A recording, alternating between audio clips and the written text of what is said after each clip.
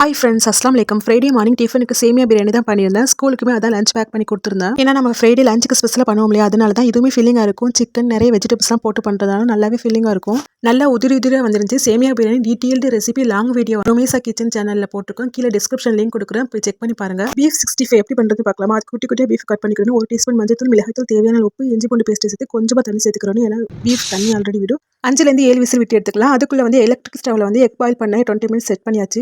அன்னைக்கு லஞ்சுக்கு வந்து beef biryani, beef 65 boil egg தான் பண்ணியிருந்தேன். பிரியாணி யூஸ்வலாக எப்படி பண்ணுவோமோ அதே மாதிரி தான் பண்ணியிருந்தேன். எங்கள் ஃபேமிலிக்குள்ளே கொஞ்சம் டிஃப்ரெண்ட்டாக பண்ணுவாங்க. எங்கள் அக்காலாம் வந்து மட்டன் பீஃப்லாம் வந்து தனியாக வேக வச்சுட்டு அதுக்கப்புறமா சேர்த்துப்பாங்க. நான் எப்போவுமே சிக்கன் பிரியாணி எப்படி பண்ணுவோமோ அதே மாதிரி தான் மசாலாலே வேக வச்சிருவேன். Beef or mutton first whistle போட்டுட்டு அப்புறமா ரைஸ் சேர்த்துப்பேன்.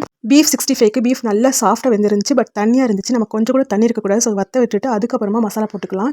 நம்ம ஆல்ரெடி மசாலா போட்டாச்சு. சும்மா கோட்டிங்காக தான் சிக்கன் 65 மசாலாவும் கார்ன்ஃப்ளவரும் போட்டு சேர்த்துட்டு அதுக்கப்புறம் ஃப்ரை பண்ணால் சூப்பரான பீஃப் 65 ரெடி. பிரியாணியுமே நல்லா உதிரி உதிரியாக வந்துருந்துச்சு. இன்னொரு வீடியோவில் பார்க்கலாம். பாய், தேங்க்ஸ் ஃபார் வாட்சிங்.